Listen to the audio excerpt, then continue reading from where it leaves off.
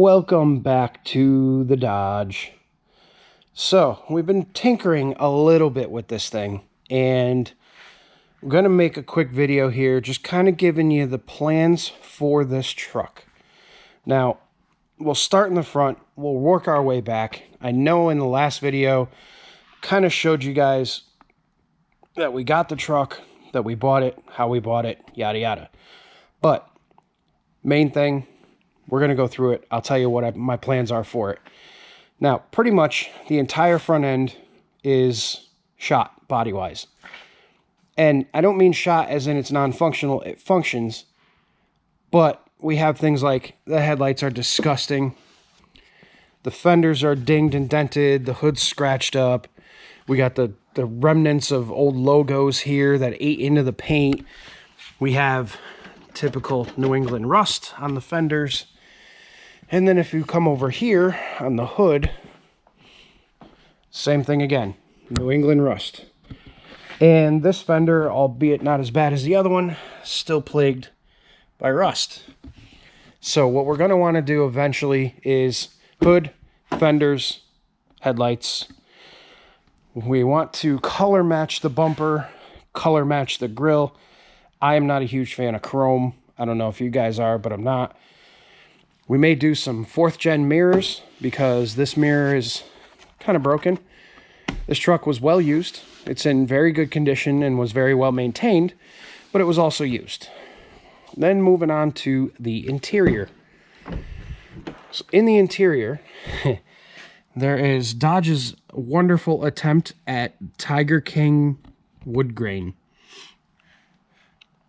I don't know where it came from, but I do know where it's going. Away. So we had a bad heater control, and you can see we're missing the knob. The heater control just doesn't work at all. The button's completely shot. Found this on eBay. It literally just needs a vent, but all the controls and everything turn and function, and all the knobs are there.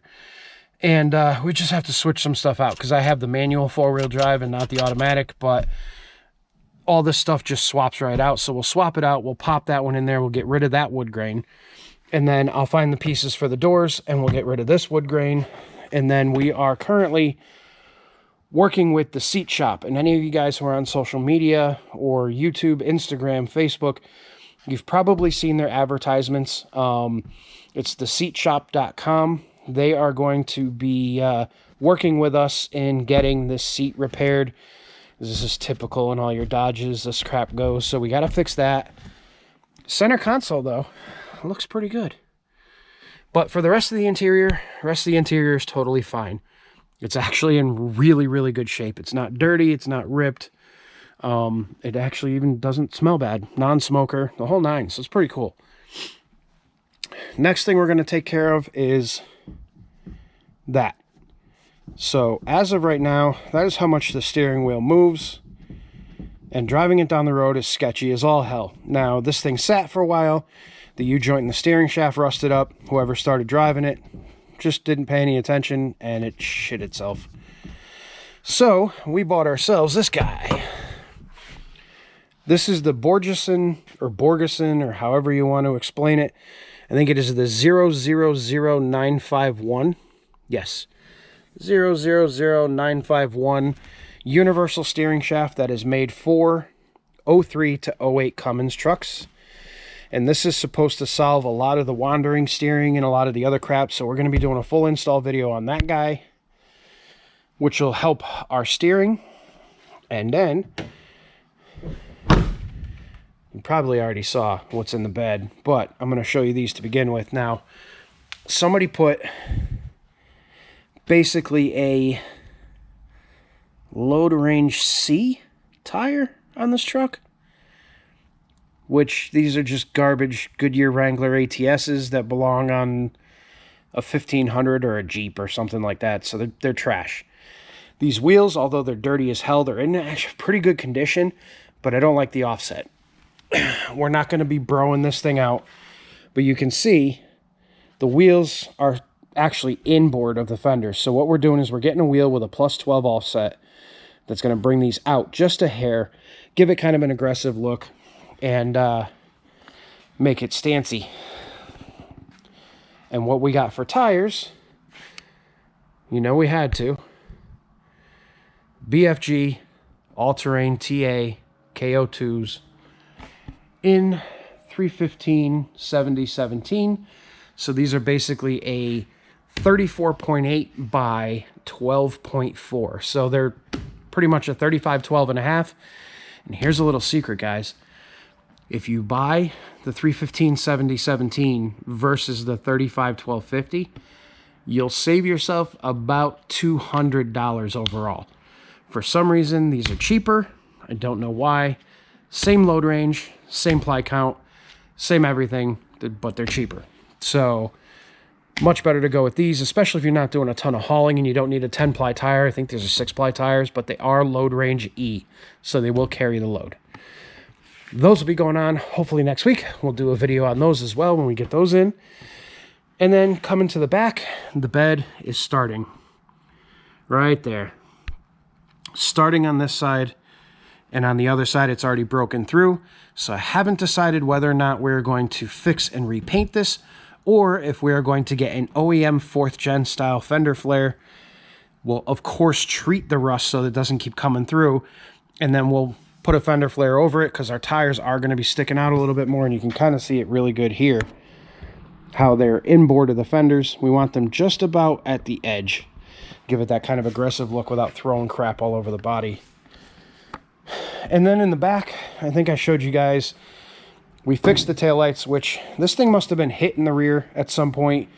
There's no record of it in Carfax or anything, but the truck has a brand new rear bumper. As you can see, they didn't put the trailer connector back in and they left a couple bolts out. It literally has brand new taillights on both sides. These things don't look like they're more than a year old. And the tailgate has no markings on it whatsoever. There's no badging, there's no nothing. And this, just for your reference, when you have a trailer attached to that and it has a jack for cranking your trailer down, don't drop your tailgate with that thing in the up position. Otherwise, that's what happens. So we got a little dinger we got to fix there, and then I'll show you guys this other side. See, this one actually broke through, so we're gonna have to address that. And then again, I think, you know, hasn't made it up far enough yet to where a regular stock fender flare won't cover it, so we might do that. As far as the rest of the passenger side goes, the truck is actually in really, really good shape. And then now, let's pop the hood and we'll show you what our plans are for the engine.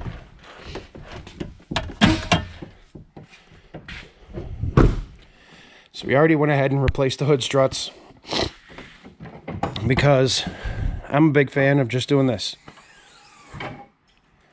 And the hood stays up. So now we got to fix this cover. And then this truck actually sat for quite some time in a repo yard. Looking at its history, and what happened is it basically got repoed in January of 2019-ish. Or I'm sorry, June 2019. It sat from June until January of 2020, and then it was purchased at auction. So as far as the engine goes, it's got 160K on it. It runs perfectly. Everything works. Cylinder balances are all good. There's zero blow-by. But we do have a lot of Northeast crusties. So I think what we're going to be doing is, because this thing is so crusty, I don't trust it. There's a lot of heater lines back there. There's a lot of coolant lines that are pretty crusty. The turbo itself is, the exhaust housing is just horrific. The turbo still works fine. I checked end play, shaft play, there's none. But I just don't like the way that it looks. It looks horrendous, and there's a lot of metal flaking off of it. So I think ultimately what we're going to do is replace the manifold. We'll get a remanufactured HE351, just a stock turbo, because we really don't plan on doing any big power mods with this thing. I want this truck to be reliable. I want it to last. I don't want to keep putting $5,000 transmissions in it. So we are going to try our best. Try our best to not do any crazy power mounts to this thing. We just, for now, we are taking the route of number 1, get it mechanically sound. Number 2, get it registered. With all DMVs closed, kind of difficult, but get it registered. Number 3, drive it in basically stock drivetrain form to make sure that everything in the truck is okay. Once I've driven it for, 1,000 miles or so, then we can contemplate doing things like the front end, the hood, the fenders, the headlights, all that crap. But we need to make sure that this thing is mechanically sound and completely reliable before we go ahead and do any kind of crazy cosmetic stuff. So mechanical stuff first, cosmetic stuff later, power adders maybe down the line in the future, but for right now, just mechanically safe. And then of course, we got to do fuel system. So we're going to put an air dog in it, and some of the fuel lines down there are pretty grody and nasty. So we're going to want to replace those, and I might look into actually getting the injection lines replaced because those are starting to get a little rusty. And this could spiral. This truck is in perfectly good condition the way it is. I could literally treat this rust with something like fluid film, blow it off of there, clean it up, and we'd be good. We got to do something with these fuel lines because the fuel feed shouldn't be this type of line. But somebody probably broke it at one point and decided to fix it that way, which is kind of sketch.